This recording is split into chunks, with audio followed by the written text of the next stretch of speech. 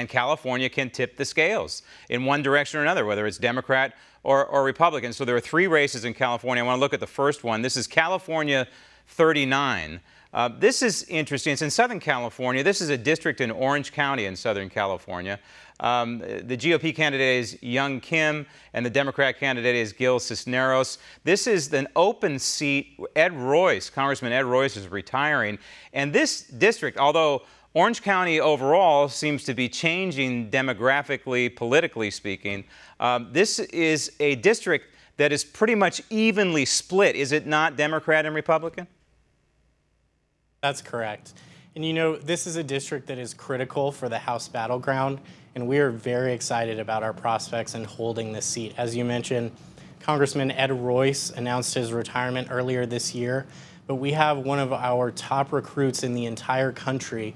Her name is Young Kim, running, and her candidacy is a historic candidacy. If she's elected, she will be the first Korean-American woman to be elected to Congress from either party.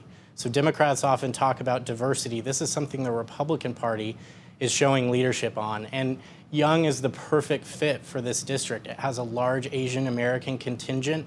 And, you know, to borrow a line from, her stump speech, she often says, I look like the district, I talk like the district, and I fit the district.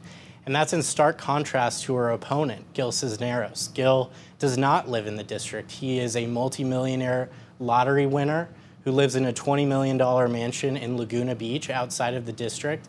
And he's running on a platform that is very extreme and out of touch with this community. He supports single-payer health care, which would amount to a $32 trillion government takeover of health care. And he supports the toxic California gas tax hike that's going to raise the price of gas for commuters in this Orange County district. So we are very excited about our prospects of holding this seat. And it's a critical one if we want to hold the House majority. And hopefully Young Kim will not only bring her ethnic background to Washington, D.C., but also a constitutional and conservative perspective as well. 2 other seats. Absolutely. In California, 2 other races. The first one is the 48th District in California. This is Dana Rohrabacher's seat. He's the incumbent here. And facing a Democrat challenge. This district, last I checked, was R+4. Rohrabacher is a solid conservative. His Liberty score is 80%. And then there's California 49, which is currently Congressman Darrell Iss's seat. And the 2 candidates going up against each other, Diane Harkey and Mike Levin. This district is R+1. So these are leaning Republican, but the Democrat Party has targeted both of these races to flip. Well, that's right. And, you point out the 48th district. Let's talk about that one first. This is a Republican district that wants Republican representation. It voted for Hillary Clinton last election, but otherwise it has been a solidly Republican district. And, the Democrats' candidate that they are running, again, it does not match this district. We call him Hypocrite Harley because his personal life doesn't match what he says his political views are. You take, for example, the fact that he says he supports access to health care for all and that he's a champion for women. His company was sued and ultimately had to pay a settlement for firing a female employee because her cancer treatment was too expensive. He purports to be a champion of workers, but he sits on the board of a company that has gotten in trouble for using sweatshop labor. So he is not trustworthy. He doesn't walk the walk. And that's on top of the fact that he has repeatedly supported impeachment, welfare for illegal immigrants. I mean, this guy is not the right fit. Well, here's something to consider, Jack, and that is, the Democrats are out there boasting that in California, there's been a registration of 1 million new voters. Now, if the Democrats are out there boasting that, it doesn't bode very well for the Republicans because one would imagine that this has been the groundwork of the Democrat Party in California. 1 million new voters, depending obviously on which district, can swing any election at any time. Here's another thing that scares the pants off of me, Jack, and that is apparently in California, if you walk into any polling place and your name is not on the list, they will give you a provisional ballot. They'll just give you a provisional ballot. No questions asked. And then I suppose they'll ask questions later, maybe or maybe not, depending on who wins Secretary of State. But I got to move on to Texas. Texas 32.